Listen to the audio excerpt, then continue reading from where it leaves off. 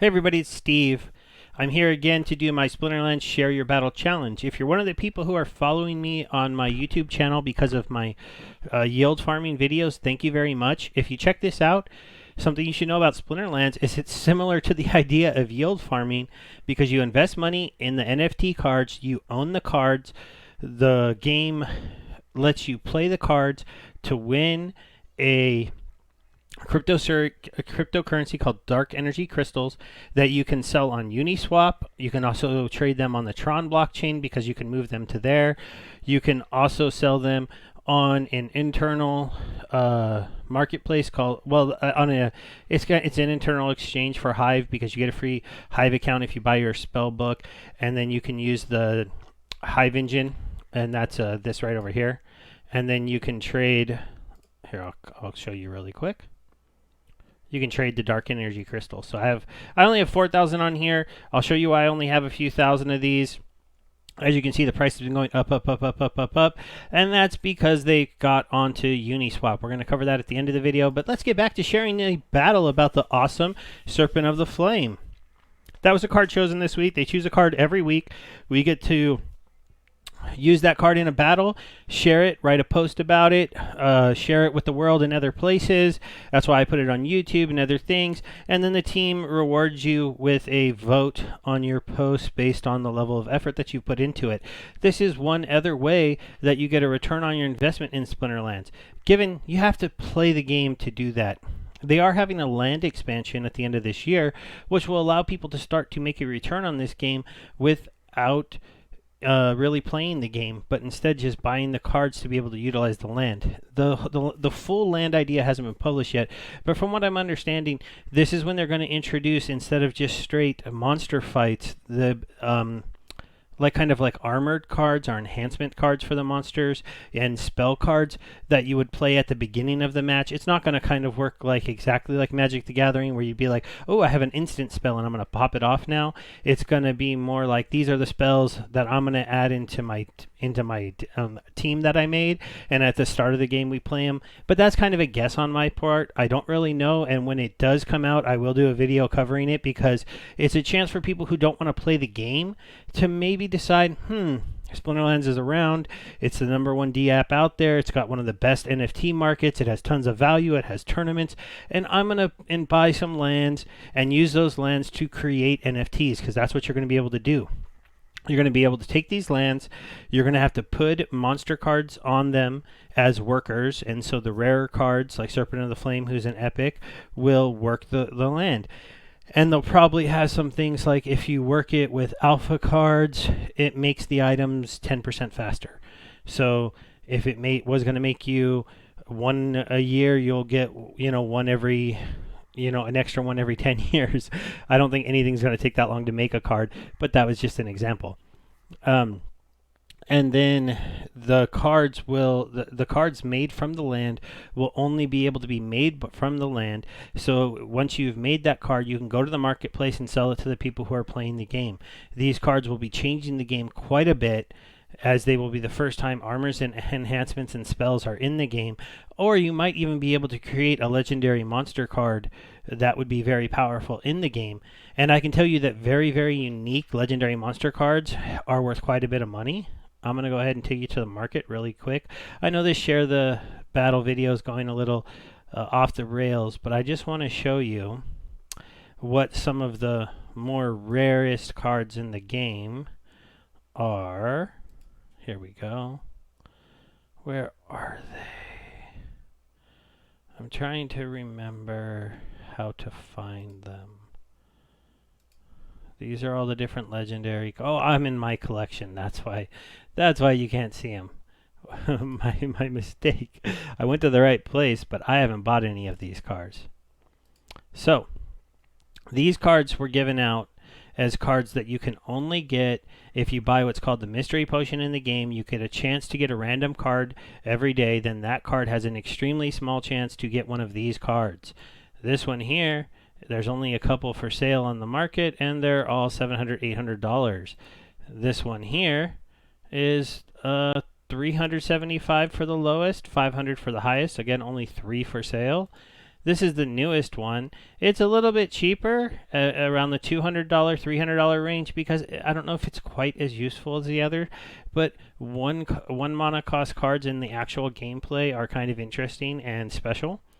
And eventually they'll release more of these, but can you imagine if you have some card that can only be produced once a year or once every few months that sits right here and is also going for multiple hundreds of dollars that you can produce? That's what land will possibly do for some people that get into it.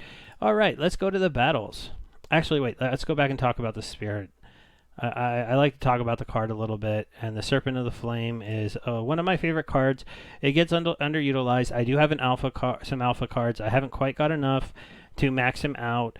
I might invest the money that I need to go ahead and max him out, but I'm not positive because it's like 30-40 bucks. And he's pretty good at level 5. You're going to see that in the battles. So, at level 5, he has Piercing, which is kind of interesting because his attack seems kind of low, but Fire has a lot of ways to increase his attack. So if you use Malric and you use somebody with Inspire, he's going to have 4, and then Piercing makes more sense. He has Poison, and he has Retaliate. So when you get that attack up kind of high, he can hit for 4, get through armor, put a Poison on you, get hit, do a Retaliate, and finish off the other tank in the very first turn. The only issue with his Retaliate is, well, he's got 6 speed, so people miss him a lot. Especially if you happen to use some of the cards on the Fire team that make him even faster or make the other team slower. He is a very good card like that. Let's go ahead and get to the battle. Okay, so the battle, I have 2 battles to share with you today. I'm going to share this one right here first. In this battle, I went up against a pretty good player here.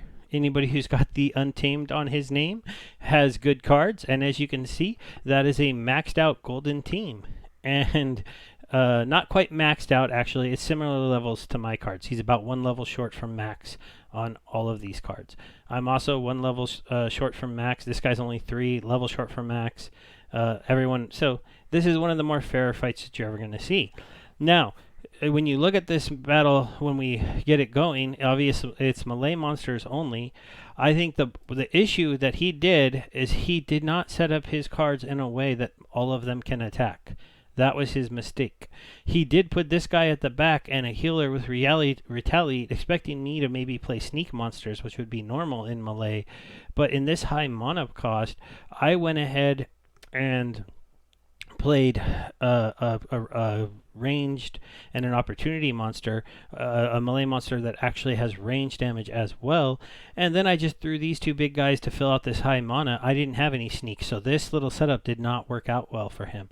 So basically it's this guy, the 1, 2, 3 all versus him. Well, 1, 2, 3 versus him, and my opportunity monster is going to go chase this guy down. His reach monster, that I don't know why he didn't put it there. This could have been a bot that made this, but we're going to go ahead and watch the battle. So I get a poison right away. That's pretty clutch here. Now, you would say that 6 attack. Oh, missed. Now that poison hits you. He has this right here, which is making all my guys weaker. That's why he only has 1 attack right now. But he has that poison. He has that retaliate. And even though he looked like he was way outclassed, he took out their first tank, and he did a good job getting a poison on that tank before he finally got hit after getting 2 big misses. So now, even though this guy, he dies perfectly right there. So otherwise he would have got 1 more attack with that really big 6 attack.